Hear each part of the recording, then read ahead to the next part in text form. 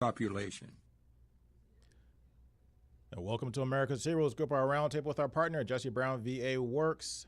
We are America's Heroes Group. April is Sexual Assault, Minority Health, and Autism Awareness Month. Happy Resurrection Weekend. For some people, it's Easter. Some people, it's Resurrection Day. Either way, happy day, happy Sunday, happy weekend. Our host is Cliff Kelley. You heard him at the top of the hour. I'm Sean Claiborne, the co-host, Army National Guard veteran. Our executive producer is Glenda Smith, but today we have Shakaya stepping in. He's going to be our producer today. And our digital media producer is Ivan Ortega of Scouts Honor Productions. And we have our panelists with us. Dr. Aleksandra Gmurczyk is an assistant professor of nephrology at Northwestern Memorial Hospital and director of hemodialysis at Jesse Brown VA. And Samantha White, she's a certified advanced practice nurse specializing in adult health and gerontological and facility transplant coordinator for both solid organ and stem cell cases. I love all things stem cells, so we're going to have an interesting conversation today. Transplants and donations at the Jesse Brown VA. So, Dr. Aleksandra Gmurczyk, you have a very interesting story.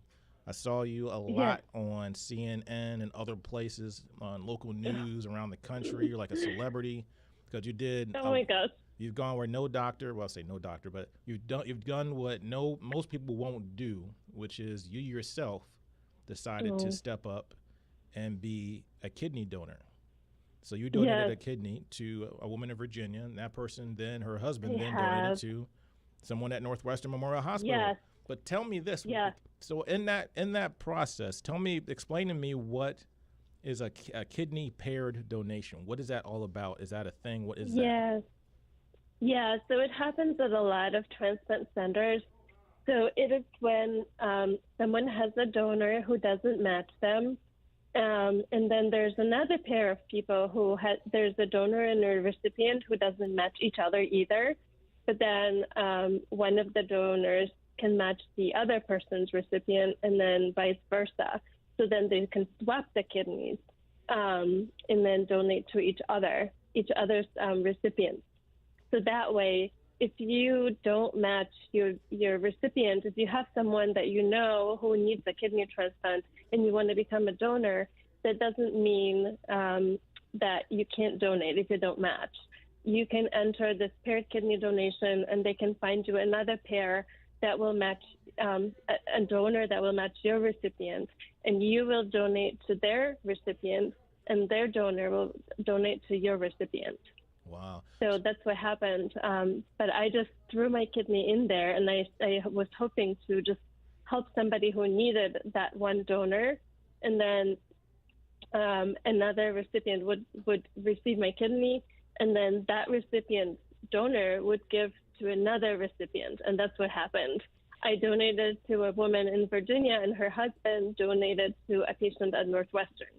Wow. So tell me, how do you come to the point? I know you're a doctor, and I know that this is your specialty, but what makes you get the courage and get to that point of being able to say, okay, I'm going to go under the knife myself and donate one of my kidneys? There's a lot of follow-up questions to that because I got a lot. I mean, we need to unpack that first. But but tell me about your thought process. Okay. So it started about 9 years ago. I started thinking about it then, and it started with a patient that I had in clinic at Northwestern, and she was a younger woman, about 31 or 32 years old, and she came to me with pretty advanced kidney disease. She went to her gynecologist, who diagnosed her with elevated kidney function test, which means her kidney function was weak and nothing else was known. So she was referred to me, and we were hoping that maybe it was something acute, maybe we could reverse it, but unfortunately it was advanced already. So she was going to be on dialysis very soon, and this young woman had just gotten married, and she wanted to become pregnant and have a baby, and she was full of hope for a new life. And the next time she came to see me, we started talking about transplant options, and I said, well, talk to your friends, talk to your family, and maybe someone will be willing to donate. And the next time she came to see me, she said, unfortunately, no one stepped up to offer to donate to me, except for my husband. But my husband can't donate because he has kidney stones. So I was just so heartbroken for her, because there's this young woman. She is just kind of beginning her life with a new husband. She wants to get pregnant, and I don't know if anybody knows out there, but patients on dialysis, is extremely difficult to become pregnant. Wow. It's very difficult to become pregnant and then carry the pregnancy to term. So, I'm sorry. I knew it would be very difficult for her, if not impossible. And it just started, the thought started there, that I thought, well, maybe I can donate. But the problem was that I have a history of bladder cancer. And I thought, well, maybe I cannot be a donor, because if you have cancer, that could spread to another person if you donate, if the cancer is in your organs. So it took me a few years, and then I approached one of our transplant nephrologists at Northwestern and asked him, if I haven't had a recurrence in years since I've been in my 20s, and I'm 46 now, can I be a donor? And they said, you probably can. Come and do the test, and we'll figure it out. And I underwent the workup, and it turned out that I was a good donor. So I decided now is the good time. Wow. Because I had the social support, someone to help me, take care of my dog and me after the donation. So I've decided it would be now. But the reason why I wanted to donate is because I see our patients on dialysis, and I see how difficult their lives are. They have to be there 3 times a week for about 4 hours each time, and they are really tired after dialysis. They can't really do much afterwards. It's like a part-time job to be on dialysis. They can't be spontaneous with travel. They are probably full of worry all the time. Maybe their access for dialysis to, the access that you draw blood from and run through to the machine may go down at any point, and they may need to get a new one. So it's anxiety provoking. It's lonely to be on dialysis. It's just, my heart just goes out to them, and I wish I could donate to each and every one of them, but unfortunately I can't. But I figured someone should donate, and why not it be me? I'm healthy. I'm able, and why not me? So that was the beginning of it. Wow, that's really amazing story. Now, I'd like to get into what the Jesse Brown VA does with donor transplants and things along those lines. What are the capabilities of the Jesse Brown VA, and also, what would you tell a veteran who, because many people will be afraid to go under the knife and donate a kidney. We have 2 of them. From my understanding, you don't necessarily need both of them. But how was that process working at Jesse Brown VA? Either one of you can answer that. I don't know who has the expert answer. I'm going to let Sam answer how it doesn't work at Jesse Brown. She's much, much better at it than me. Well, hello, everyone. Good afternoon. We actually do not do the transplant surgeries at Jesse Brown, but we do the surgeries at our Hines VAMC. So the way that we work is we're technically one big campus when it comes to our kidney transplants. So Dr. Gmurczyk, I have to toot her horn, but she's literally 40% of our program. She has referred so many veterans. She's just an amazing individual. So as it works is if a patient is a veteran patient, they would come and they would, of course, get their primary care provider to submit a referral to one of our wonderful outpatient nephrologists, such as Dr. Gmurczyk. And then in that case, they will do like a preliminary review just to determine if the veteran would be a good candidate. And if he or she is, then they would consult me. And in that case, I would do a secondary review of the patient, and then I will get a little bit more in depth and start ordering all of these testings. And if something is abnormal, we'll investigate it. And if we think we've got a really good case, then we submit that patient over to our Hines VA team for them to take a better look at the patient and to determine if that patient can be listed for transplant. And if they are listed, then the team at Hines is excellent. They would list them, and then they would contact them once an organ offer is made. And we've seen a lot of success in the few years that Hines has been transplanting. And I believe our first kidney case was in 2020. So, and they've grown exponentially, have very good outcomes. It's a very good team. So the one main thing I really would want to impress to the veterans is you have one of the greatest resources at your fingertips. And Dr. Gmurczyk, she is one excellent example of the type of clinicians that we work with that are selfless, that live their lives every day and come in with a renewed commitment to improve the health and wellness of our veteran patients. And with Dr. Gmurczyk being one of our amazing outpatient nephrologists and has literally carried a lot of the load on her back, this is a wonderful example of the type of support that we offer for veterans. So it's a really big honor for me to be a part of this panel to put one of these wonderful clinicians on display, just because the VA does have so many resources for veterans, and there's so many people that are there really because we care. There's no conflict of interest. We're there because we want to be there, and we really, truly want to make a difference. From what I understand, I read that for veterans, you have a process to help speed up the waiting list of finding a donor. Is that correct? Well, the way it works is a patient can be dual listed. So you can be listed at 2 different institutions. And within the VA, if the veteran chooses to go through the VA system, then the VA will list them. And then if they choose to also work with another institution, one of our community care partners, such as Northwestern, they can be listed at Northwestern as well. I can say that research has shown that the veteran group as a whole has been very competitive with making sure that they put patients on the forefront in terms of getting access and getting offers slightly sooner, more so than just working with just one institution. So in that sense, yes, being dual listed, having the VA also submit on behalf of the veteran as well as a non-VA entity can assist with veterans who want to get listed faster and get transplanted faster. So how would you prepare some? So I would think that getting donors is like 90,000 people across the country need kidneys or need kidney transplants. Oh. So how do you explain to someone that the importance of, impress upon them the importance of maybe being a kidney donor or thinking about being a kidney donor? Yes. Oh my gosh. So I'll take that one. So living donors are extremely important. Right now we have about 100,000 people waiting on the transplant list in United States, and the waiting list in Chicago is about 5 to 7 years on average. So it's a very long list. Every year, about 38,000 people are added to the list, and less people are transplanted than added.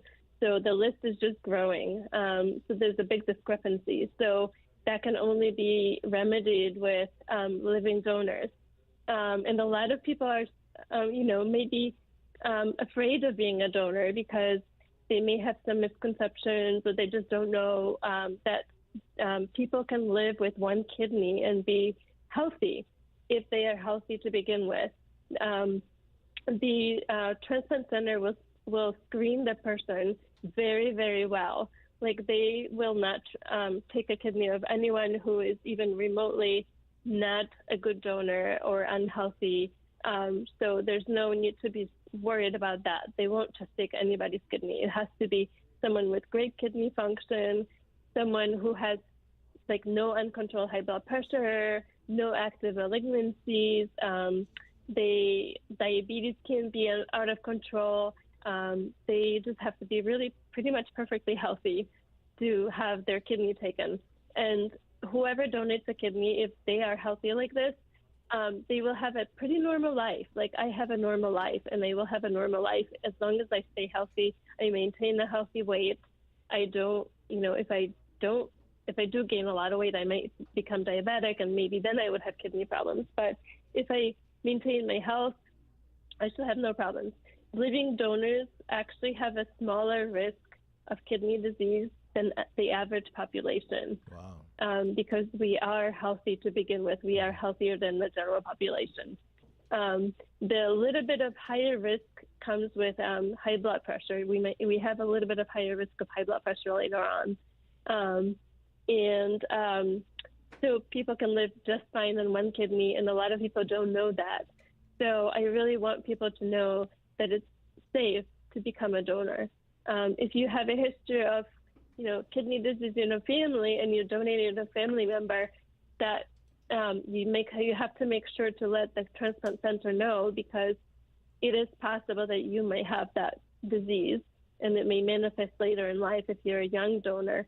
So they might have to know that and may have to test you, or they may just decline. And also, you have to be 18 years old. The upper limit of donation is really not defined. So they will take a donor even in their 70s sometimes. It will go to a recipient who's older as well. Actually, the oldest donor was 92 years old. Wow. But I think that person donated to a person kind of close to their age, but it's still possible. If they're really healthy, they can donate at pretty much any age. So the one thing you mentioned about when you told your story is that the woman that struck you the most, or got you initiated to want you to be a donor yourself, her family members didn't want to donate. They kind of seemed like they were hesitant. What are some of the reasons why people that are closest to the individual don't end up being the donor? I've heard that story many times where the family is not stepping up. I think it's probably fear, just of the unknown, just not knowing that you can live just fine a normal life and your longevity will not be affected by it. Like your risk of kidney disease is less than the average kidney disease risk in the general population. It is a tiny bit higher risk than it would be as if you were compared to the people who are as healthy as you, but it's still a very tiny risk. But people just don't know that. So I think it's just a fear. And maybe sometimes people may not be able to take off work. Like I took 2 weeks off and I was able to be paid, but some people don't have that luxury. Or maybe they need childcare and they may not be able to get that. So, I understand. But a lot of programs have donor assistance programs where they will, and Northwestern does for sure, I know because I was asked if I need it, they will offer compensation for any expenses that you may acquire while donating. So like housing, if you have to stay in a hotel, meals, lost wages. I was even offered like life insurance for 5 years if anything happens to me in those 5 years related to the kidney transplant. So that's available for people. But I think a lot of people might be just afraid because they don't know all the facts. So that's why I wanted to spread that information. So Samantha, tell me, so what would you say to veterans who haven't considered using the Jesse Brown or the VA system for their kidney care? What would you do? What would you say that give them the confidence, let them understand that, well, in this case here we're talking about with you two guys, we have the Northwestern Memorial Hospital, one of the best hospitals in the country, partnering with the Jesse Brown VA, a VA facility, and the Hines VA as well. That is, you can't really get better care than that. So exactly. But go into more detail. Tell us about the quality of the doctors and what the facilities bring to the table, where a lot of people may not have thought about using the VA for kidney care. Well, first I have to say that the VA is one of the largest healthcare networks in the world. And for me, the way I position the VA when I'm explaining to veterans about what makes us unique is I consider the VA, and I'm sure everyone who works within the VA system, we're one big campus. And all of our specialists are affiliated, for the most part, with larger institutions. So you're looking at not only the constituents that we have at Jesse Brown, but you're also looking at, we have Northwestern, we have University of Illinois, we have Advocate, we have University of Chicago, we have relationships with Loyola University. So there's a ton of facilities that are renowned worldwide that we have relationships with. As you mentioned briefly, our stem cells, we're associated with Vanderbilt, and they're high ranked in the nation in terms of cancer care. So I would say first look at the fact that you have one of the largest healthcare networks in the world at your fingertips. And then the very second thing I would say is just look at Dr. Gmurczyk. Like she is, although she has taken one of the most selfless positions that any clinician can take, her heart is commensurate with what you would find in a lot of our doctors who work within the VA system. The heart is there, and there's people there that care, that really want to see our veterans do better overall in their health care. And along with their family, we have a lot of support services also that we offer for families. So I would definitely say to look at the VA as a whole and just come talk to us. Come in and talk to us. We're there to answer any questions you may have. Very good last words. This is America's Heroes Group. We have two great people with us today. Samantha White, certified advocate and practice nurse specializing in adult health and gerontology and facility transplant coordinator for both solid organ and stem cells. And Dr. Aleksandra Gmurczyk, She is an assistant professor of nephrology at Northwestern Memorial Hospital and the director of hemodialysis at Jesse Brown VA. Thanks for your time. Thank you. This is America's Heroes Group. We'll be right back.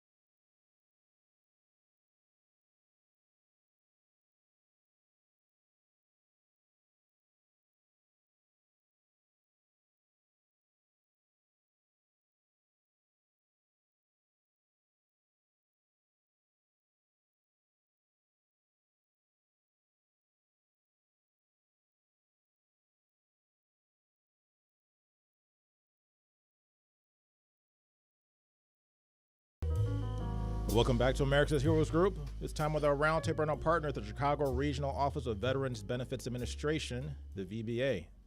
April is Sexual Assault, Minority Health, and Autism Awareness Month. Happy Easter, happy Resurrection Day. Whatever your flavor, happy Sunday. Saturday is April 8th. We say it's Saturday, April 8th, 2023. Our host is Cliff Kelley. I'm Sean Claiborne, the co-host. Executive producer is Glenda Smith. Today we're filling in is Shakaya. She's holding it down with us in the studio today. Our digital media producer is Ivan Ortega of Scouts Honor Productions. And we have a panelist with us, Lewis Jones. He's a U.S. Air Force veteran who works for the Chicago Regional VA office as a rating veteran service representative with 20 years of federal service. And Holly G. Dorsey, retired U.S. Army Staff Sergeant, Iraq War combat veteran with multiple deployments, Chicago Regional Office Veteran Service Rep, and a MST Military Sexual Trauma Coordinator.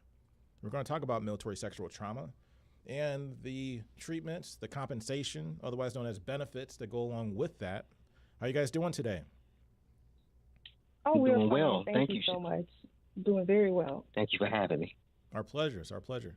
So tell us, what is going on with military sexual trauma today? Just to start the conversation off, recently we've had reports where it appears that the numbers of sexual assault on military bases and other institutions, even the junior ROTC in college, it seems like the sexual assault instances have been going up. But then again, people don't know if that's because people are stepping forward to tell more of their stories. What is going on with this topic right now? And that's for yes. Jones, well, or anybody. Oh, okay. I'll take that question. Well, At this time, we can't speak on specifics surrounding MST incidents. However, what we can do is provide the resources surrounding military sexual trauma. And first, I want to do that by defining military sexual trauma. And MST, military sexual trauma, is an actual event or incident that the veteran experiences while in military service. Okay, and also MST is a subset of personal trauma, which includes sexual assault and sexual harassment while the veteran is serving. Okay, so what are the numbers telling us about what's happening with these instances? Are things getting better? Are things getting worse? And then what are the remedies for people that experience it? And that's for either one of you. Well, from a claims process point of view, there's always been improvement in the way we treat these specialized claims, and that's with any claim. In my capacity, Sean, as a rating veterans service rep, the claim enters many development cycles before it reaches me, and at that point, I'm prepared to make a decision based on the evidence. So it's hard to determine where the root of the issue is or the stem of the issue is. We do know once our veterans reach out, we are here to provide whatever resources that are available to get them started on track and successfully through the process have a favorable outcome to their claim. And have you seen more people stepping forward to file claims in recent years or in recent months because of the information that's out there and also how we have more dialogue about it? Yes, due to the comfortability. So. Go ahead, Holly. Yep. And I'm sorry. Due to the comfortability that our office offers, and most regional offices offer, and the comfort level for veterans to go into the VA medical centers to obtain help. Yes, a lot more veterans are coming forward at this time, disclosing their concerns and some of the issues that they are facing surrounding military sexual traumas. Oftentimes, it is becoming a little bit easier for veterans to do that, with the services being offered here at the VA. And Holly, as a woman now, so as a combat veteran as well, with many years of experience in the military, from your perspective, how important is the compassion element to someone coming and telling their story to file a claim? What should a person expect to experience if they step forward to file a claim to try to get benefits? Well, first, I would like to describe what the disability process is. So, first, if they come in to receive disability compensation, they have to understand that, for one, they'll receive a tax-free monetary benefit paid to the veterans with disabilities. And it results from a disease or injury which happened in military service.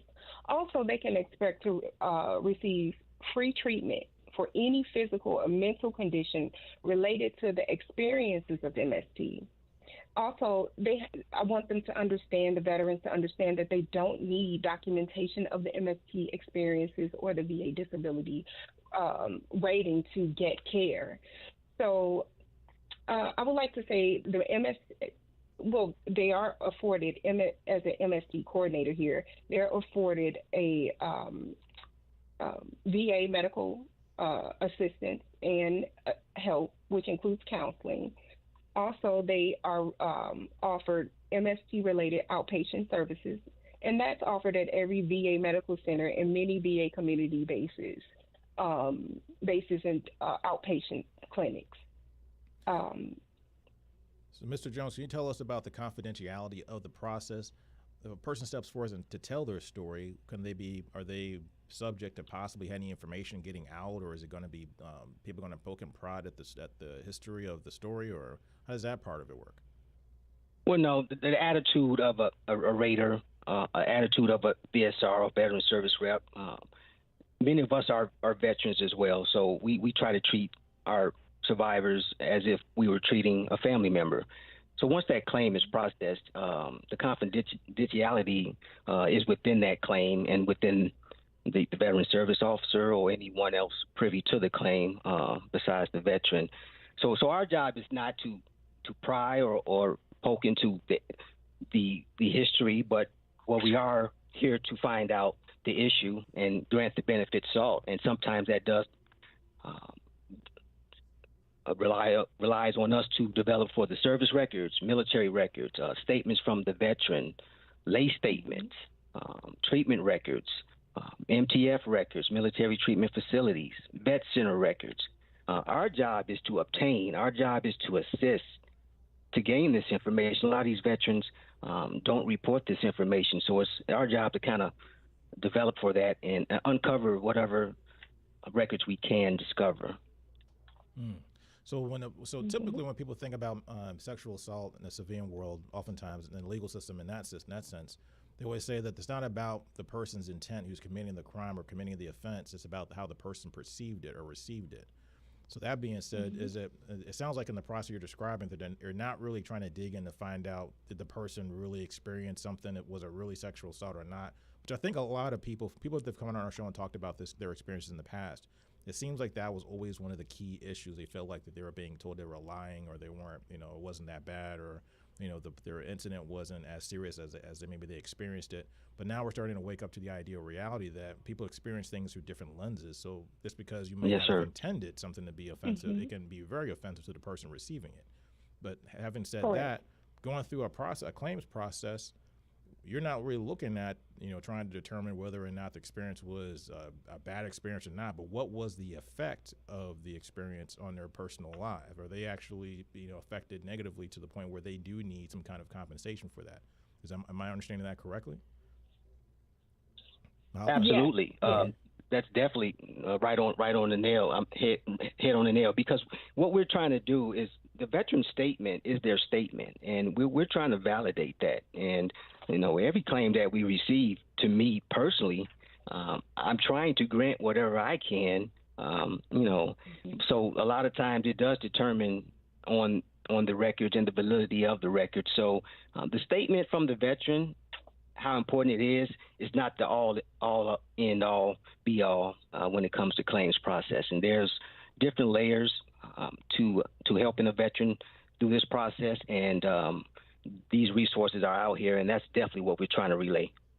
So Holly, can you tell me some of the things that give people an idea, the listeners an idea, particularly veterans or even people that know veterans? What are some of the remedies that they can receive from going through the VA to file a successful claim? So if they go to file a claim and they're successful, what kind of problems could be solved? I'm thinking about just thinking about off the top of my head, like homelessness. I'm thinking about issues with employment, issues with counseling, things like that. What types of things can they receive? Well, actually, they can receive a wealth of services and resources. For one, it allows the veteran to express their feelings and begin their journey towards healing. And they can do that with counseling resources offered at the VA hospital, as well as the vet centers. Additionally, the veteran's able to obtain counseling from a qualified military sexual trauma coordinator like myself, or at the VA hospital. The veterans can file or obtain assistance with filing their claim for benefits. And they can start there by coming into the VA, the VBA specifically, or one of the local regional offices, and they can speak with public contact. And they can actually talk in person, or they can file a claim online surrounding military sexual trauma. Wow, that's pretty amazing. So they can go online, actually file a claim and start the process. But the most important thing I heard you say was the fact they can get help filling out their claim. Because that's one thing I think a lot of people that call into our studio all the time, they complain about the idea or the fact that it's hard sometimes to fill out the paperwork, particularly about something that's so traumatic. Absolutely. So Mr. Jones, what can you add to that as well? What can you talk about as far as the process to help people want to step forward to actually start the process to get this road, the path to healing, but actually take advantage of some of the benefits that they actually paid for with their service? Yes, that's why our regional office, that's why we have a male and a female MST outreach coordinator for those specific events. Our male veterans don't come forward as much. I have a lot of dialogue with the HA coordinators and physicians, and a lot of times they're dealing with another gender. So we don't get a lot of males that come forward, but I am on deck for that, and that's why we do employ the two of us. But the process of coming forward, I encourage all veterans who are listening. We are here to develop for you. We are here to develop for your records.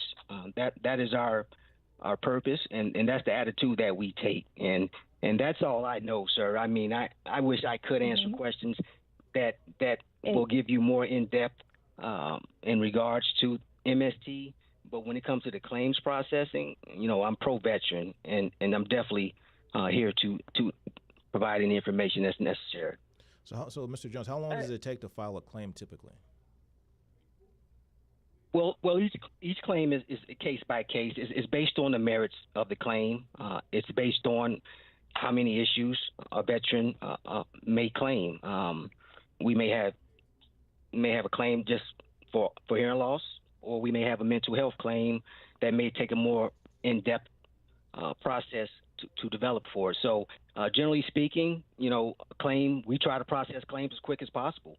We're in a virtual environment now. It used to be a while back when claim folder was 6 inches thick. So wow. So I can kind of, give kudos to my raters before me who had to actually deal with, a lot of paperwork, when he was dealing with those. But now we're virtual.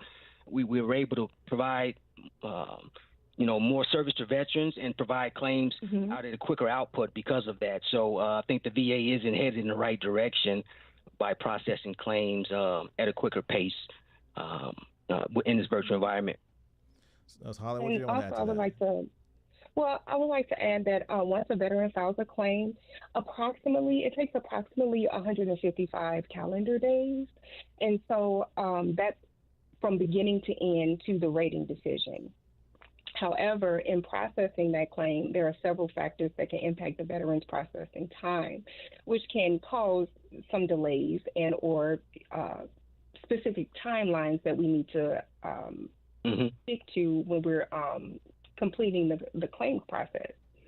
So also, if veterans are seeking to file a claim, we just ask that they provide the appropriate documents when doing so, and that could be helpful in ensuring that the claim is processed quicker at a more rapid pace. So, Holly, what are some of the common mistakes that people file when you try to file a claim? What are some of the common mistakes that you see people make where it delays the processing or may not come to a desirable outcome for the person who filed the claim because maybe they didn't submit all the right information or the right paperwork? Correct. While MST is very sensitive, it's very sensitive in nature, and so we try to handle each veteran's claim on a case-by-case basis in a very sensitive and confidential manner. But oftentimes I do see veterans who come forward so courageously. They submit a erroneous document. They don't sign the specific document that needs to be provided, specifically a VA Form 21-526EZ. That's the application for disability compensation and related compensation benefits. And on that form, oftentimes you might see it, what we call in our office, it's incomplete.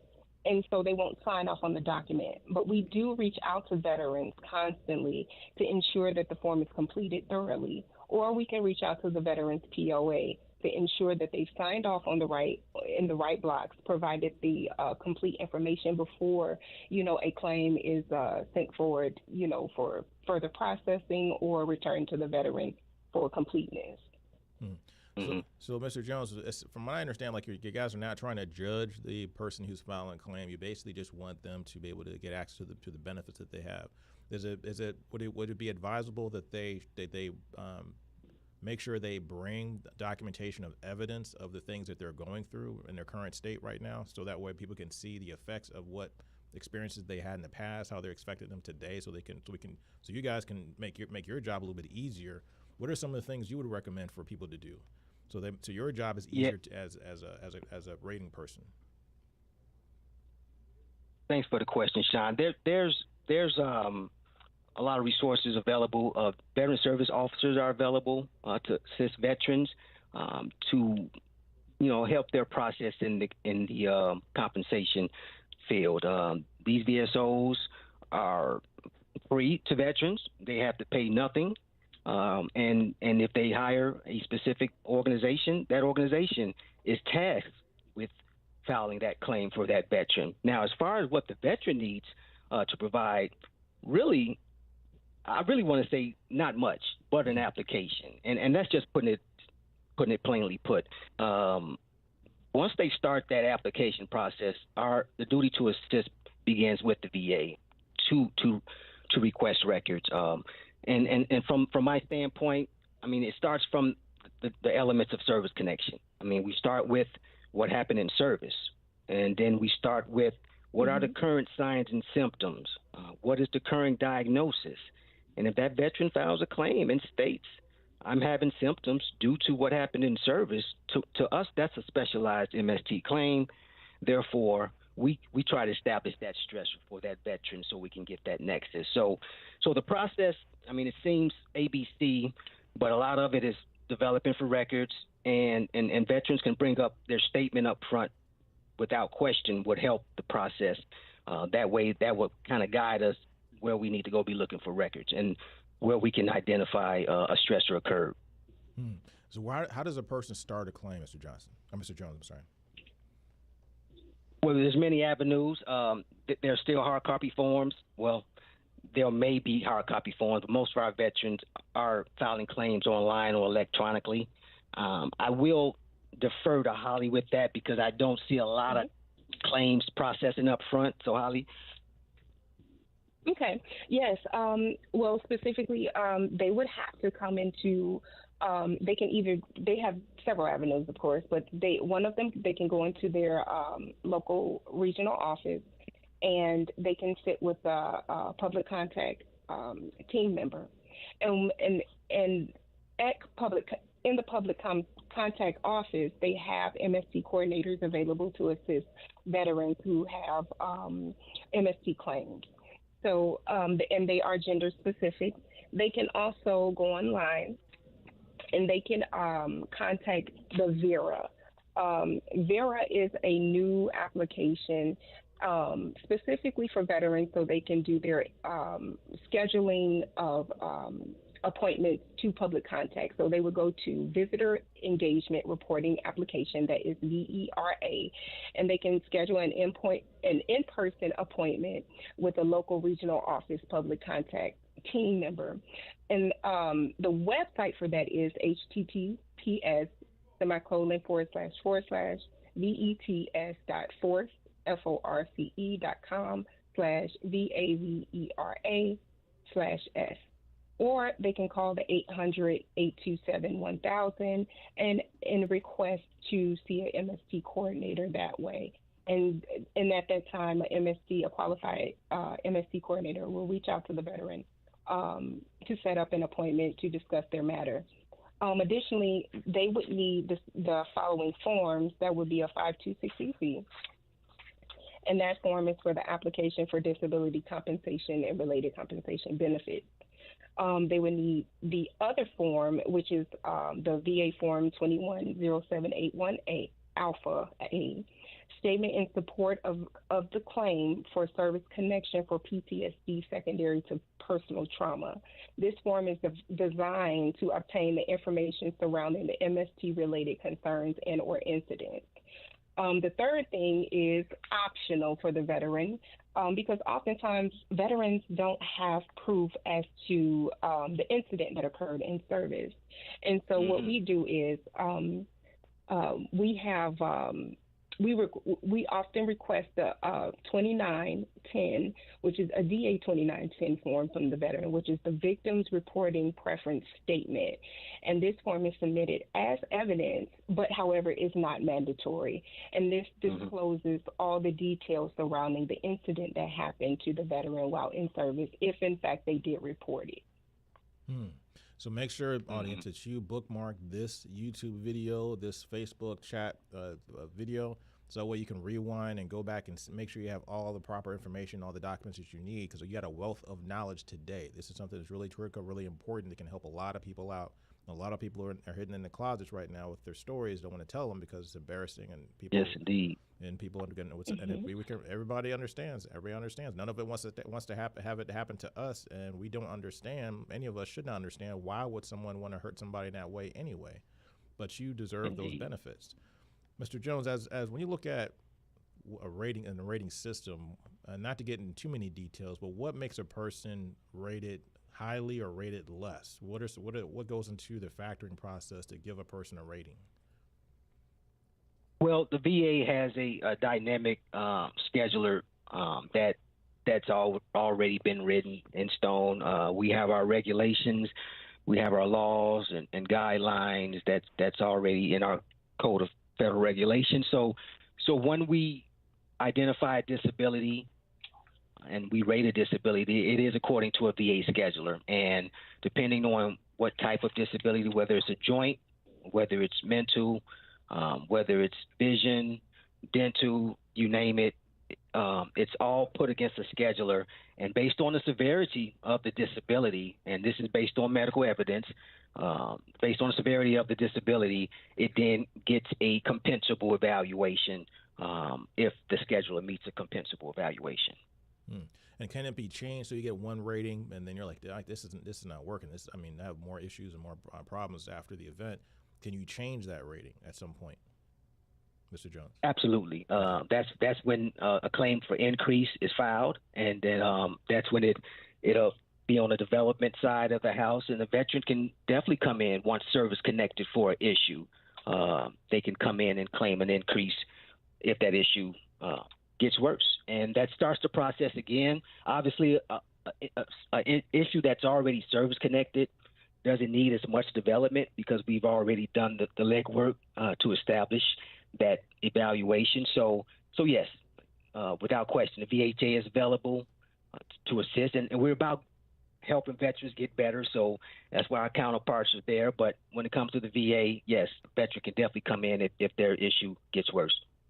Now, Ms. Dorsey, I wanted to ask you this question. Yeah. Go ahead and add what you needed to add first before I ask the last question. Oh, yes. I just want to add one other thing about if a veteran contests a specific rating, they can submit, or if they happen to be denied in the past for like a mental health or PTSD condition, what they can do is submit a VA form 0995, that's for supplemental claims, and they can do with the rapid appeal process.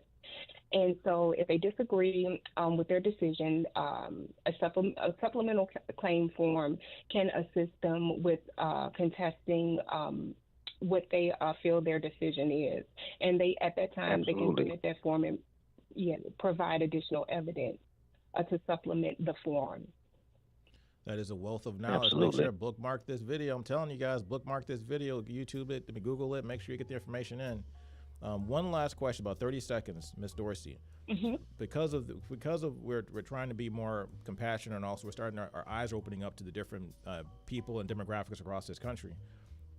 How is the military and the VA treating LGBTQ people that have MST or have claims with MST? Has it evolved to the point? And just give me like a 5 minute, 5 words or less, 10 words or less, real quick. Yes, the VA regional office is a very inclusive organization that works to assist all veterans without bias or discrimination. Oftentimes, veterans of the LGBTQIA community face military workplace hostilities as well as in the military service. And so we work to provide very non-biased services, resources to all genders and types. Thanks for your time. Holly G. Dorsey, retired U.S. Army Staff Sergeant, Iraq War Combat Veteran with multiple deployments, Chicago Regional Office Veteran Service Rep and MST Coordinator, and panelist Lewis Jones. He's a U.S. Air Force veteran with 20 years of federal service. Thanks for your time. Thank you. Thank you for having us. This is America's Heroes Group. We'll be right back.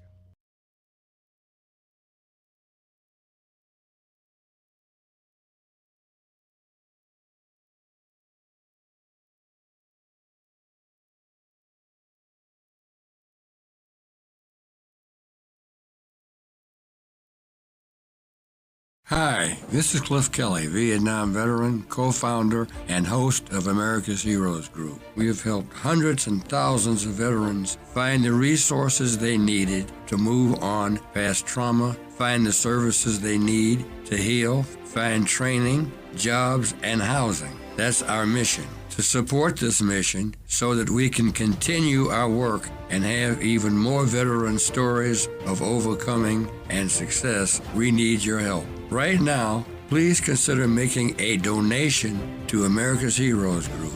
Dig deep and give what you can to support this mission and help those veterans in need. You can donate through Chase Bank's Zelle app by adding America's Heroes Group as a recipient with our phone number 312-804-5831. You can donate through PayPal on our website, americashg.org. From the home page, go to donations, or you can go straight to www.americashg.org/donations. And finally, you can send a check to America's Heroes Group, Inc., 155 North Quaker Drive, Suite 4250, Chicago, Illinois, 60606. Hi, this is Cliff Kelley, Vietnam veteran, co-founder, and host of America's Heroes Group. We have helped hundreds and thousands of veterans find the resources they needed to move on past trauma, find the services they need to heal, find training, jobs, and housing. That's our mission. To support this mission so that we can continue our work and have even more veteran stories of overcoming and success, we need your help. Right now, please consider making a donation to America's Heroes Group. Dig deep and give what you can to support this mission and help those veterans in need. You can donate through Chase Bank's Zelle app by adding America's Heroes Group as a recipient with our phone number 312-804-5831. You can donate through PayPal on our website, americashg.org. From the home page, go to donations, or you can go straight to www.americashg.org/donations. And finally, you can send a check to America's Heroes Group, Inc., 155 North Quaker Drive, Suite 4250, Chicago, Illinois, 60606. Hi, this is Cliff Kelley, Vietnam veteran, co-founder, and host of America's Heroes Group. We have helped hundreds and thousands of veterans find the resources they needed to move on past trauma, find the services they need to heal, find training, jobs, and housing. That's our mission. To support this mission so that we can continue our work and have even more veteran stories of overcoming and success, we need your help. Right now, please consider making a donation to America's Heroes Group. Dig deep and give what you can to support this mission and help those veterans in need.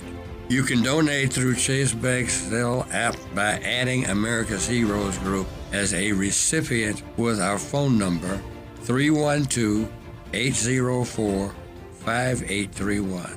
You can donate through PayPal on our website, americashg.org. From the home page, go to donations, or you can go straight to www.americashg.org/donations. And finally, you can send a check to America's Heroes Group, Inc., 155 North Quaker Drive, Suite 4250, Chicago, Illinois, 60606.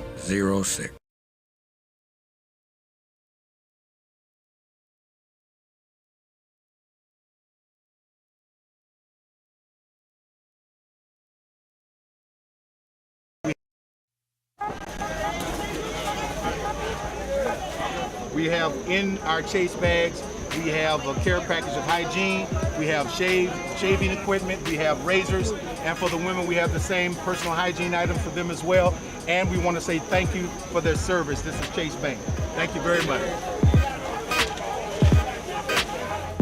People in the neighborhood, free haircuts, free service, free food.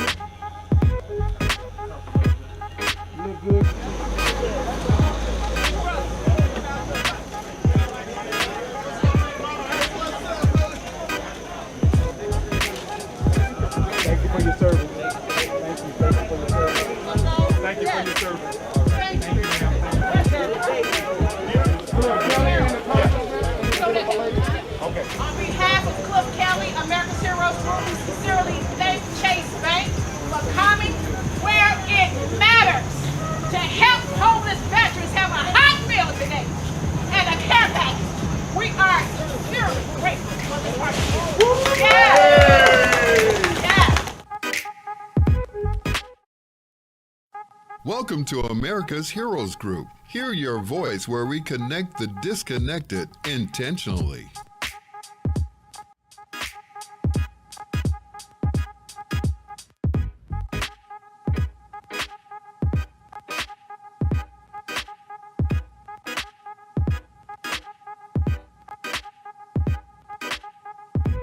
Who is Cliff Kelley, the governor of talk radio, the icon of radio throughout the world. Chauncey Spencer II and I, again, share a special relationship. His late great father, Tuskegee Airman Chauncey E. Spencer, took me as a child on my first airplane ride. Wow. Yeah.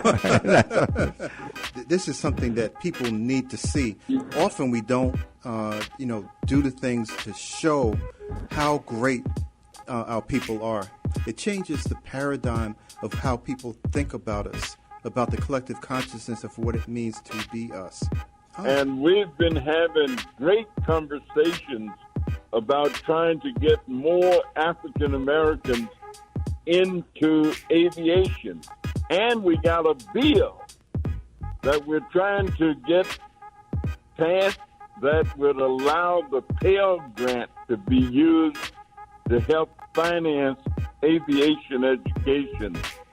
Where I started with this entire conversation by saying, if it were not for America's Heroes Group, I would have given up. So I want to get all my accolades out the way on behalf of America's Heroes Group.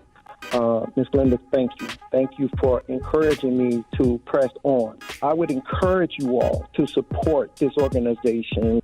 One thing for sure, America's Hero Group is out there. Ms. Glenda will take the time.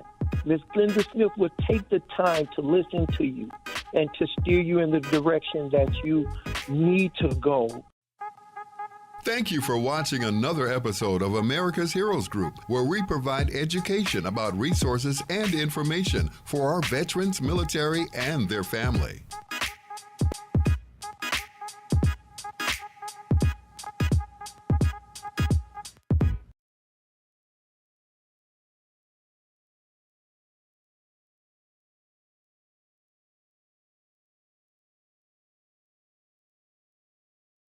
Hi, this is Cliff Kelley, Vietnam veteran, co-founder, and host of America's Heroes Group. We have helped hundreds and thousands of veterans find the resources they needed to move on past trauma, find the services they need to heal, find training, jobs, and housing. That's our mission. To support this mission so that we can continue our work and have even more veteran stories of overcoming and success, we need your help. Right now, please consider making a donation to America's Heroes Group. Dig deep and give what you can to support this mission and help those veterans in need.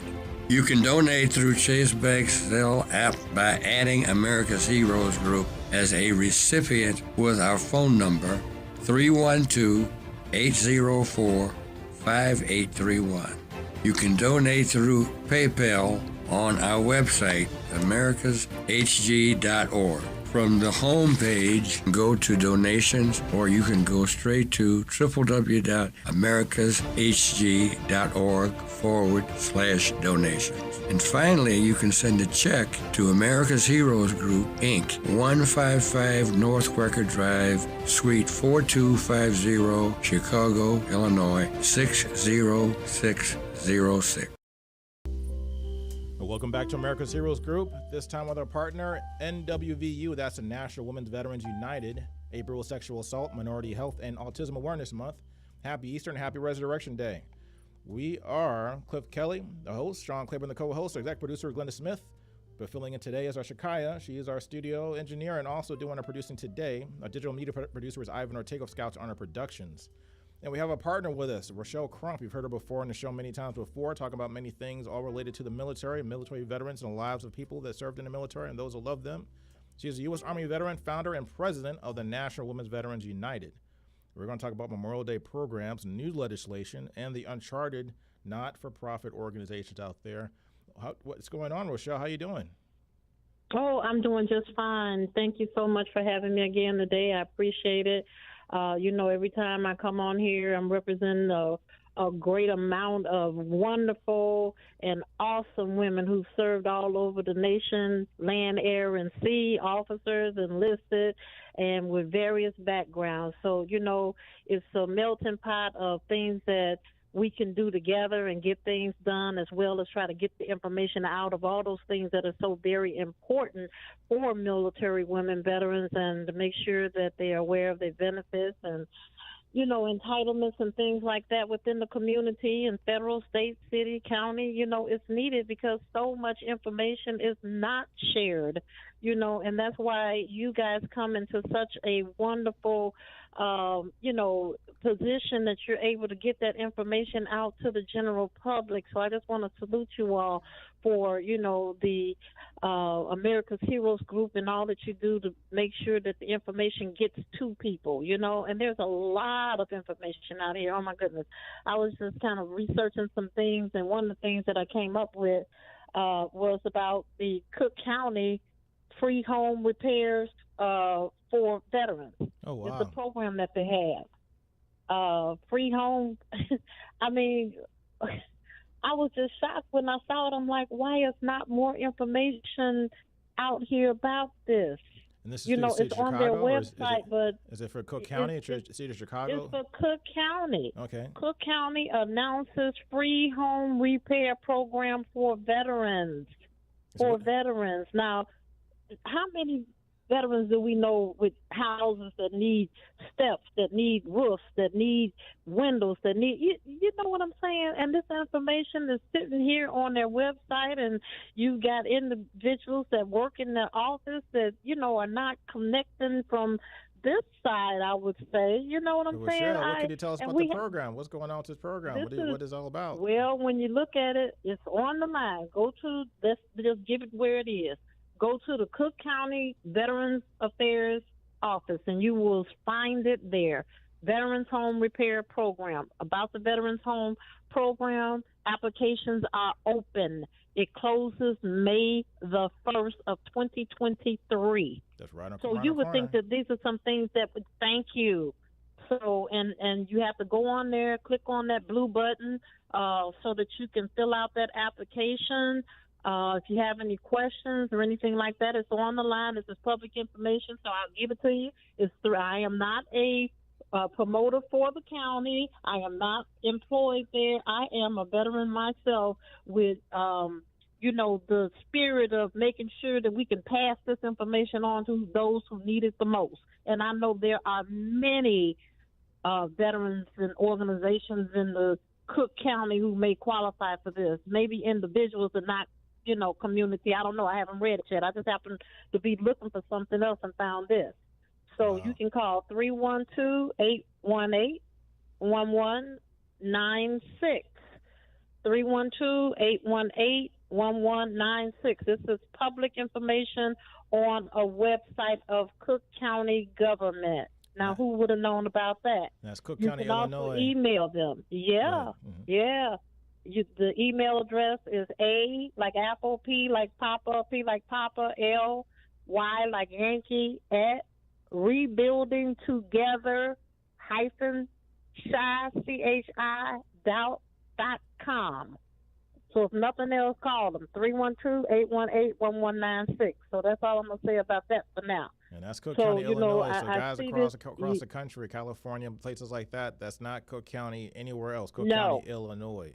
This is a Cook County Illinois. Veterans. That's correct. Mm-hmm. And this free program is available to Cook County veteran homeowners, dependent spouses, or caretakers who provide housing for a veteran. Now, that's huge. Mm-hmm. Yes, sure is. Because how many are taking care of their father or their mother who served in the military?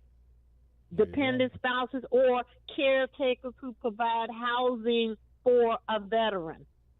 Hello? There you go. So, that's deep, right? Yeah. Sure so we're going to make sure that people know that application is over with May 1st, 2023. So, we have some things. We, the National Women Veterans United, we have some programs that are going on today. We are partnering with the Department of DAV, Department of Disabilities with Indiana. April the 15th, we have a registration at 10 o'clock, and we'll have a continental breakfast, and we'll start the program. It's going to be located at Wicker Park Social Center. It is on our website at www.nwvu.org. And so it will be from 10 o'clock until 3 o'clock. There is going to be a lot of things going on that day. I'll tell you, there'll be some service officers there. There's going to be vendors there, raffles, gifts, workshops.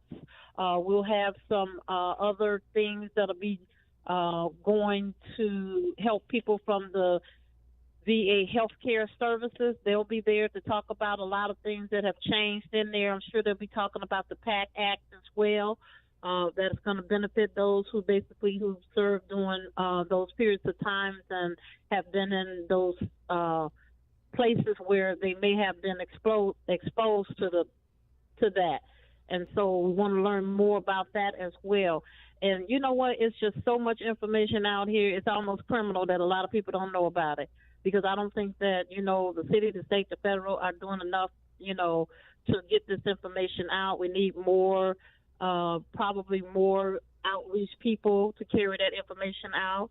The same thing with the city of Chicago. They've gone a couple of years without having a director of Veterans Affairs. And so, we hope that we can fix that now that we're going to have another mayor. I don't want to talk about that either.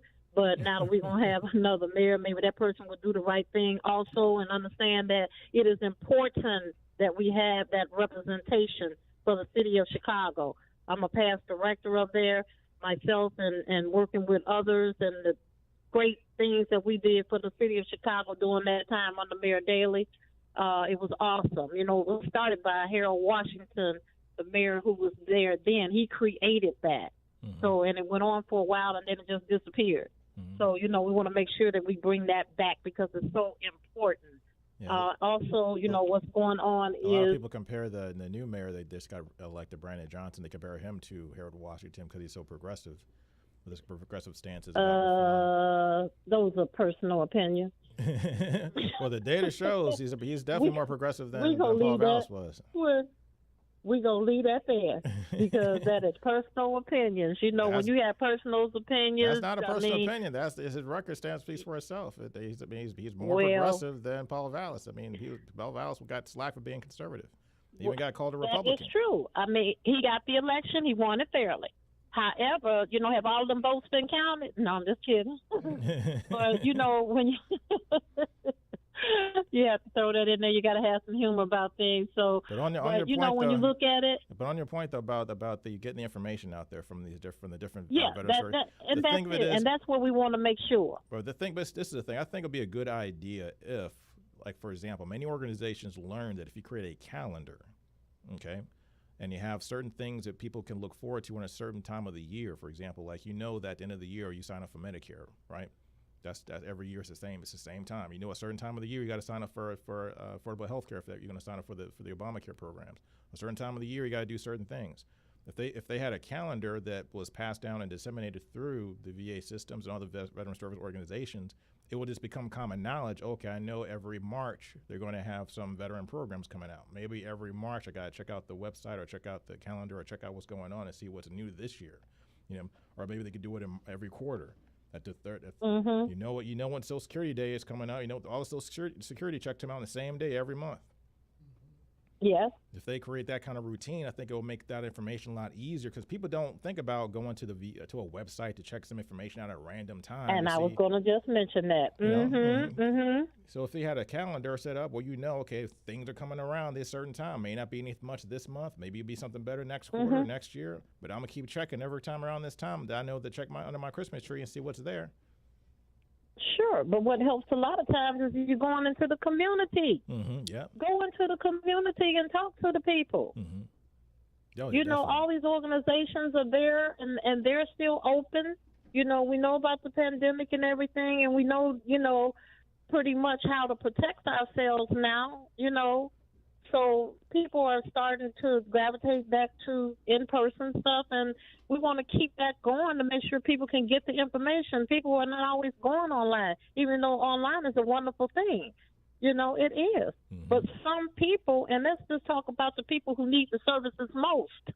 Yes. Mm-hmm, the people who don't really need the services have that access, and they're on there, and they're vibrant, and they're doing all those things. But the people who need you the most may not even be able to afford, you know, the internet in their house. Mm-hmm.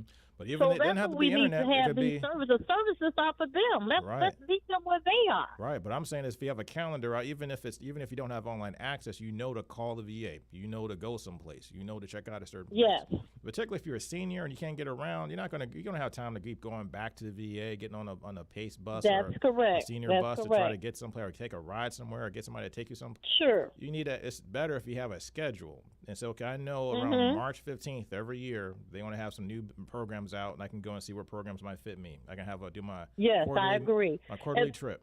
Mm-hmm. Right, and there is a new person that has been assigned outreach. His name is Grant Jacobson, and he is with the Jesse Brown VA. He is making his way around in the communities to talk to the legislators, to talk to the veteran organizations, to talk to veterans as he sees them. He's looking for veterans to make sure that they're getting some information. He's trying to connect those dots, trying to get organizations to hold these events so that veterans can come in the communities again. You know, this is the stuff we used to do a long time ago, you know, and it stopped per the persons whoever was in legislative control. So now it looks like it's going to start up again, and we have a control on that, really, because we want to be the ones also who have these events at our facility for military women veterans, you know. And we won't just have the women there, even though that's our primary responsibility and who we actually provide services for. However, we do want to share the information with all veterans. So we will have a few of those type of events also. So, and a lot of times what we're talking about when we get the women's information and stuff like that, it's about the health care for women, you know. So males really are not in that roll call, if you will, that we're reaching out to, because those women still have issues with the doctors at the hospitals when they're talking about breast cancer, when they're talking about things that are related to having children and all of those types of things. So, and they don't want the company of males there, you know. So we have some private sessions, if you will, to talk about those things that are important to them that actually need to be addressed by the VA. And those are some of the doctors that are there. We're getting some really bad reports on the doctors. And so, you know, those will be coming up pretty soon, because we just can't assume just because they have doctors there that they're good doctors. And you hear that all the time. And we have to have an avenue where we can call on those doctors and report them when they are bad actors. You know, some people, one of the women, and she reported that, you know, they were trying to get her to have a hysterectomy, and she didn't want it. She wanted to get a second opinion, and she heard the nurses talking on the phone and laughing about it, and, oh, they all do that, you know, things like that. No. You know, these are some critical things for women that's important to them and things of their life and their livelihood. So how dare you? So, you know, and that's one side of it, you know, and that's a he say, she say thing, but I don't think she would have to make that up. Let's just say that. Right, but also, so, too, you know, we want to still look into those type of things. Right, but to your point, too, we I think find out. training is also really critical at the same time. Absolutely, Whenever I go to all any the place, time. any organization, when I see bad behavior like that, I always blame the manager. I blame the supervisor, the manager. They're the ones who allowed that to happen, and who allowed those people to be acting that way. Evidently, that's not the first time they have done that. Right. So let me just tell you a little bit about House Bill 925. House Bill 925 is legislation that they are now changing with the Veterans Assistance Act, basically and it's unfair and unjust in our opinion, because it is meant for, they're creating what they're calling a state charter. Well, a state charter pretty much was within confines of the Secretary of State's office when you register as a not-for-profit corporation or LLC or whatever, and then you have to give them your articles of corporations and your bylaws and things of that nature. You also file with the IRS. You also file with the Attorney General's office. And so now they are making this out of a deal where not the congressional charter people don't have to do anything. All they have to do is send a notice in, fill out an application, and send it in, and designate the organization that they're from as a congressional charter. Well, now that's not fair. You know, if we're a not-for-profit organization and we already have our credentials and everything, why do we have to go through these hoops and stuff like that and not them? It should be a fair process across the board, which means that whether you are a congressional charter organization or a not-for-profit veterans organization, you all should be doing the same thing. And a good example is that it was that I got a call because I registered myself as a delegate at one organization for National Women Veterans United, and then I switched it for the American Legion because they were trying to take out the voice of the state chartered people, not-for-profit organization people. So now, mind you, there are now like 40-some organizations registered. They're all from the American Legion, VABW, like that. There's not any, probably about 90% are Caucasians, no females at all. I'm the only woman veteran on there, African American, that has a vote. Now, you know where that's going. Do I need to finish that? You know, and so when you look at these types of things that are unjust and they're not right, they have to be addressed. And the legislators don't know anything about this stuff, but they get these bills, then they have to vote because it seems like it's all good and all that kind of stuff. You get the people from Lake County who had the information early on. We found out the day of a hearing that was taking place and had to jump through hoops in order to get there and then be opposed to it. But we were like 10 people, and they had already registered over 200 people to talk on behalf to get that bill in. I mean, you know, it's things like this that's underwater. It reminds me of the Cook County taxes, of how things are going with Cook County taxes. That's what it reminds me of. It's complicated. You know, some people paying this, some people ain't paying nothing, some people paying, you know, $2 and all that kind of stuff because they got all kinds of passes years ago that they haven't even straightened out, but yet, you know, your house going to get sold if, in fact, you know, you don't pay your taxes and stuff. That's what this kind of reminds me of. So you know, when I almost think that everybody who lives wherever needs to be paying the same taxes on the same block. But just to be clear, and then about the same thing with I'm on the road now. Let's be clear, but we got about a minute left. So when we understand, so basically you're saying there's congressional level or federal level chartered, which are basically they have their articles of incorporation that were approved at the federal level. You're saying that they can go into any state and pretty much we call it in other industries blue sky. Because they are so-called congressional charter. And congressional charter, if you read up on it, means nothing. Well, Rochelle Crump, thanks for your time. This is Rochelle Crump, U.S. Army veteran, co-founder and president of the National Women's Veterans United. Not to be confused with Rochelle Trump. Thanks for your time. Thanks for the information you always bring us. Always bring us some great information. And then one more time, Tell us about what's your website address so people can go to your website and also support you. Yeah, please go to the website, especially next week because it'll have a lot of Memorial Day information on there. It's nwvu.org@gmail.com. That's the email, and the website is www.nwvu.org. And you all, please, please, please keep looking at those websites. America's Heroes Group, we'll be right back.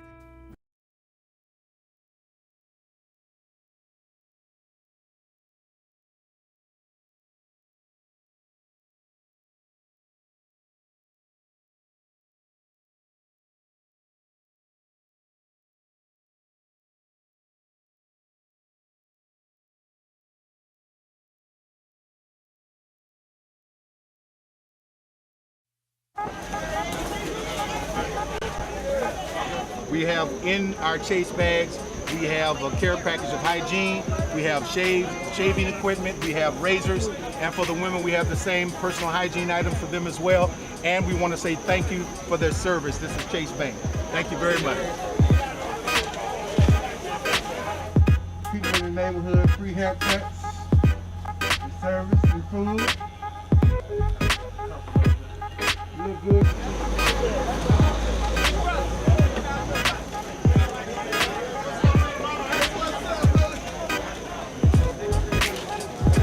Thank you for your service. Thank you for your service. Thank you for your service.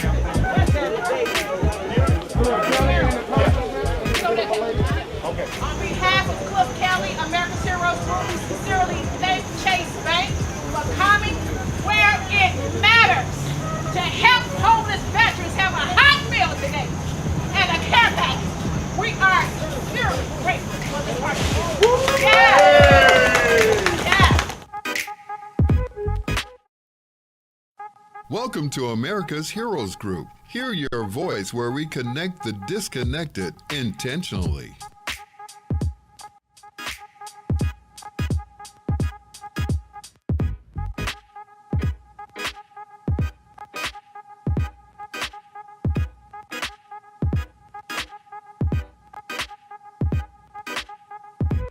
Who is Cliff Kelley.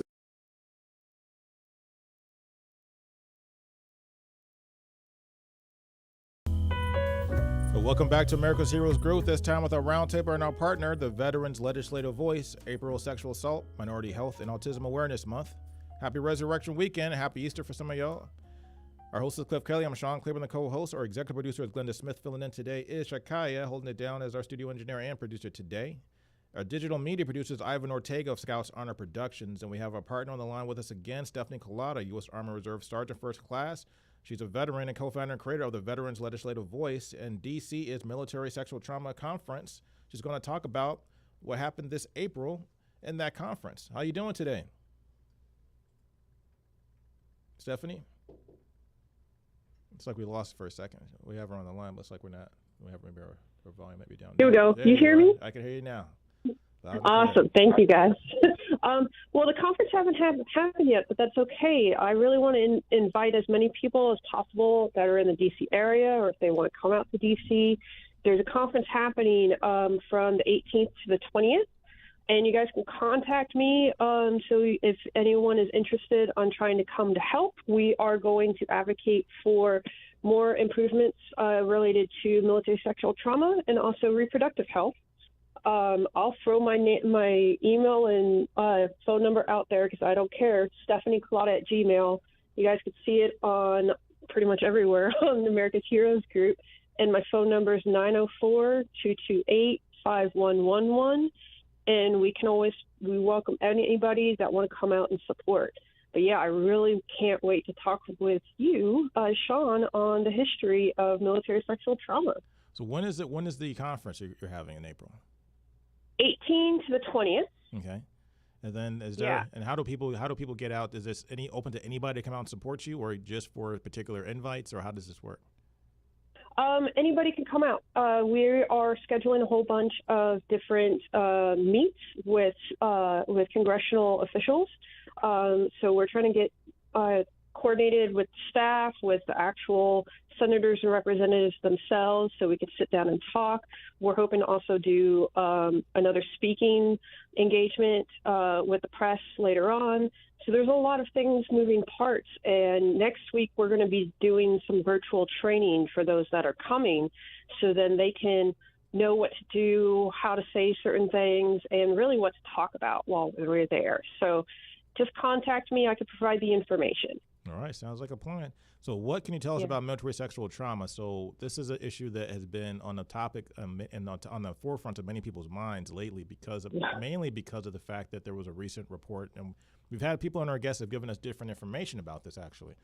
Some people were reporting that instances of sexual assault in the military have gone down, that the military was getting a handle on this. But then other reports have shown, which is what the predominant report is, what most people were reporting in media and journalism, is that sexual assault has actually increased. There's actually more instances out there right now on the books as far as sexual assault, sexual trauma, people experiencing complaints about sexual misconduct on military bases in our ROTC programs, even in junior ROTC programs. So what is going on? Well, so I'll say for 2020, for the fiscal year 2020 and the calendar year, the numbers have gone down just a little bit. And that is mostly because of the pandemic. People aren't working around each other as often. They're doing virtual, they're working from home, or they're reduced manning. So, of course, you're not going to be sexually harassed or assaulted because you're not near each other. And then afterwards, the next year, it went up from 7,800 to 8,800 reports or estimated incidents. Give us some perspective. Give us some perspective. How were the numbers before the pandemic? Is that in line with what was before the pandemic? Well, right before the pandemic in 2019, it was 7,825 was the estimated, that's the total reports that have been filed for sexual assault. So that includes the restricted and the unrestricted reports. So actually it's gone, definitely clearly gone up. Yeah, it went really up. It only went down by 9 for 2020. Wow. Because of the pandemic. So it went up and the reporting went up. One of the things that a lot of people believe is that the actual incidence of it happening, except for the pandemic, is really closely the same. They stay about the same, but the reporting has gone up. And the reporting has gone up is because more people are getting more confidence in reporting these issues and these incidents. They think they're really trying to put more confidence in the chain of command. They have more confidence in the government on actually getting this done. And also, people are better at identifying what they went through with sexual with sexual assault. Because a lot of times, victims have a hard time actually putting the name to it. But I have a hard time putting a name to because of the jargon and terminology versus what's assault, what's battery, what's trauma. Is that what you mean? So, well, yes, and victims also blame themselves. Oh, I was drunk. I shouldn't have gotten too drunk. That is my fault. They don't identify and make the connections. I had the same issue with a different condition that I had, and I vented to a girlfriend of mine, and she's like, "Girl, it's this," and I'm like, "Oh." It's really hard to get outside your head and identify what's really going on with you until you vocalize it. We just had a segment on earlier today. We talked about rating systems with MST because one of the things that the VA is trying to get a handle on is trying to recognize and also make sure that they properly rate people who suffer trauma and as a debilitating condition in their everyday life. So now they're trying to look at cases, and from the perspective of the VA, from the people we talked with, they're saying that basically they don't look to judge a person coming in with a complaint. So a person comes in and that has a complaint about what happened to them. They're looking at what they're going through today in their normal life as a veteran. So if that person is not able to live their full life because they have a debilitating mental issue or some kind of trauma they experienced through their military experience, that is what qualifies them for a rating. Yes. So how was that changed? Is that new? Is that something that's always been the case? No, that's always been the case. So if anybody doesn't know, I used to help and assist on VA disability claims and things in the past. So a little bit of experience on this. But yeah, you're only rated on your current disability, on the severity of it. And it also happens a lot with military people, especially men, that they downplay what's really going on with them. And that happens a lot. And that bleeds into also things with military sexual trauma. Men will think, oh, that only happens to women, and many different things. They don't make the connection of what they experience was actually sexual assault. And the majority of the time for men, it's whenever hazing is done.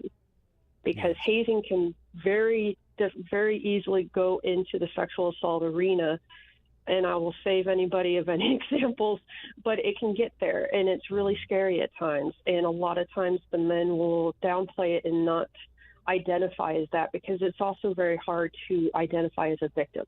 Right. I think a lot of men also, too, have this idea that if they've been assaulted, they're afraid that they'll be labeled as being gay or being trans or being not a straight heterosexual man. When the reality is both straight, gay, it doesn't matter who you are, what your sexual orientation is. I mean, stuff happens. And then it doesn't have to be a sexual event. It's not even something that has to be sexual per se. Even though we call it military sexual trauma, It's really more of a trauma, a physical trauma that is in a sexual nature. So someone could harm your genitals. Doesn't mean that they're trying to be kind to you or get it on with you. They could be just trying to hurt you.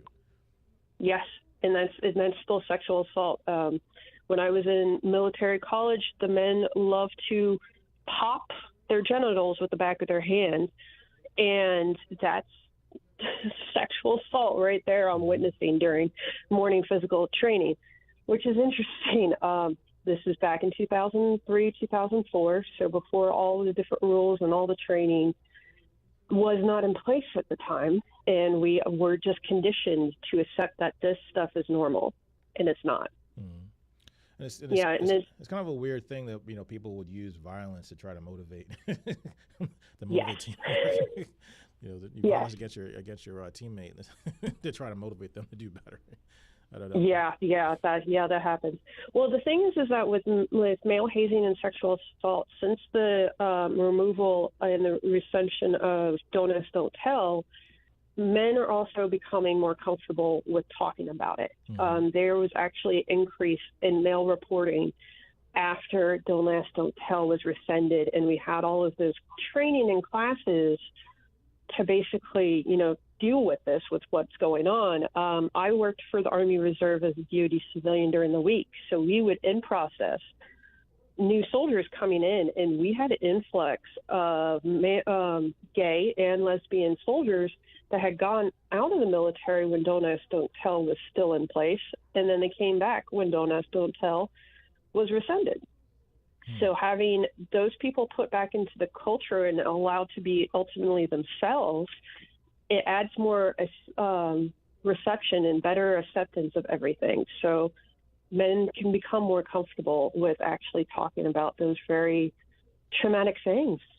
I was going to ask you about that. It kind of answered that question, but I was going to ask you what went wrong with Don't Ask, Don't Tell. I remember being in the military when that came out, and it was kind of, I didn't even understand what it even meant when our sergeants came out and said, okay, if you like guys or like boys or whatever and stuff like that, I don't want to know about it. And that was basically the end of the conversation. I had no idea what the hell he was talking about. But but in the thing, and then then when you started to hear more about it, people started talking a little bit more about it, then you understood that, people that are gay or lesbian, they can be themselves, but just don't talk about any sexual activity or any sexual expression. So from an outsider's view, it might seem like a solution to the problem, but the reality of it is, what's the reality? It's not. Yeah, it's not, because in the military, especially with active duty, your family is involved with everything. And so if you have a partner that is the same sex as you during Don't Ask, Don't Tell, that partner cannot be involved. There's no inclusion with family readiness group. There's no inclusion with the mandatory fun and family days. There's no other inclusion or assistance with other things like, spouses, military spouses of heterosexual couples received health care and a lot of other different things and benefits for that. People of the same sex could not get those benefits because of that. Even in the states that allowed same-sex marriages, that was not approved or allowed in the military. The other thing is that Don't Ask, Don't Tell can also turn into a witch hunt against somebody that is not well liked, and they need to find something wrong with them to take some sort of punitive action. And that has been wielded as a tool before for people, and they have received dishonorable discharges because of that. Members of the military were actually discharged more harshly than other offenses. If they were gay, lesbian, what have you, they received higher punishments and harsher things than other people, say that was smoking weed or smoking crack or any of the other things that they can get in trouble for. So would you say that today in the military, do you think it's safer to be a woman or be someone who's LGBTQ in the military today? Do you think so or no? Oh, it is very difficult because when I was also working the same time when the transgender ban was lifted, And we also received an influx of trans people that had already transitioned. And it was actually a really great environment because everybody was very positive about this. Those that had issues, I mean, I was part of some of those conversations of the people that had issues. We talked about it and didn't have much issues, given it was in the state of Washington.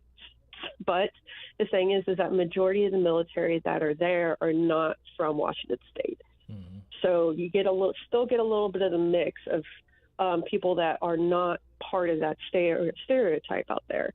And then when President Trump was elected and he rescinded the basically he tried to put in place the trans ban, it got really scary for a lot of people because they are not sure whether they will have a job, in 2 weeks, 4 months, what have you. And it's very scary and very stressful for family. Because they'll get involved with stress and everything just becomes a big mess with all of that. And it's really difficult because you could turn team members against each other when you have these type of policies. So it can be a very hard, slippery slope of complications.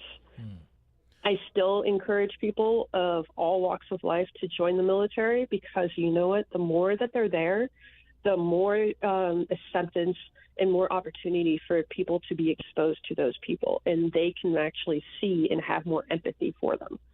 I welcome that because that, to me, that's the issue with a lot of things is that the dehumanization of certain groups within the military, outside the military, decreases the amount of empathy people have. And so then they don't understand what happens with people of those cultures. And so a lot of times that switches to hate. And it can actually cause a lot of issues within a unit, and that will ultimately make any mission just fall apart and become unsuccessful when there is no cohesion, no trust, no morale. Yeah, definitely. I mean, a lot of people even blamed in the past. People would blame that as a reason to keep people that were LGBTQ out of the military because they said it would change, it would hurt morale, and people wouldn't feel comfortable, and things like that. Yeah. Reality is, I mean, I don't have my temperature on the gauge anymore. Back when I was in the military, back in the 90s, definitely I could see someone who was out or who was gay or lesbian or transgender. I could see them not having a happy time at all in Fort Jackson, South Carolina. Yeah. I just could not. And scary. Yeah, and it's really scary. I was fortunate in one of the Army Reserve units I was in, which involved a lot of people from Florida, which used to be a very blue state back then. We had a few LGBTQ people, and we all knew, but we never reported it. And the commander even invited those partners to come anyways. Like they didn't care because they knew it wasn't going to harm the unit. It's not going to ruin morale. And one of the original reasons why the military was against it was because they said it was actually a harm to the national security. Yes, they did. Yeah. So the DOD issued not one but two studies to actually prove this, and they could not. So the DOD buried it. Wow. And it did not get released until a couple years ago. Wow. Yeah, and this happened, I think, in the 40s, 50s, and again in the 70s. Yes. Wow, that's a long time ago. Yes. Yeah, wow, that's very interesting because when the military has always been one of the first institutions in the military in the United States in America to really try integration. Because when desegregate. When most of the country was segregated everywhere from particularly in the South for the most part, but even in the North you had segregation, you had racism things. Black soldiers didn't get a chance to fight alongside their white counterparts until after World War II. Yeah, it was actually Korean War that a majority of units were actually desegregated already. I believe there was only a few units that was still segregated until I think 1954.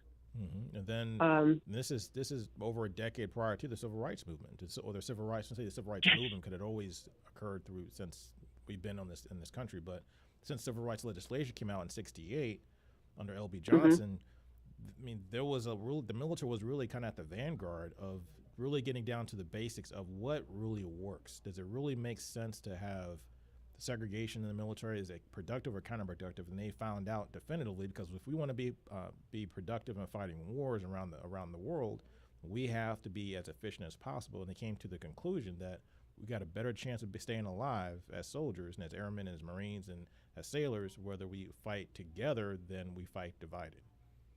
Yes, and it's all about humanizing the everything, because a lot of times the hate comes in when there is dehumanizing. A lot of times with men and women that are sexually harassed or assaulted, they are dehumanized. They are seen as things, and the perpetrators pretty much have the power, because the majority of sexual assault and sexual harassment is about a power and wielding that.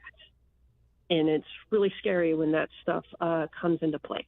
So what else do you have to tell us about the things you're working on and things that are coming up, particularly around this conference? It's a little early. I'm working on a book, obviously, that you could probably tell with all the history knowledge that I have on all of this. So there's hopefully a book coming out in the next year, the political history of military and veterans. That will include a lot of legislative and executive branch things that have came around. Also a few Supreme Court cases. A great one to tie in with the sexual assault was a Supreme Court case that came out in 2020 that actually said that the Army or the military can actually rescind statute of limitations for sexual assault, I believe back to the 80s. So statute of limitations can cause a lot of issues.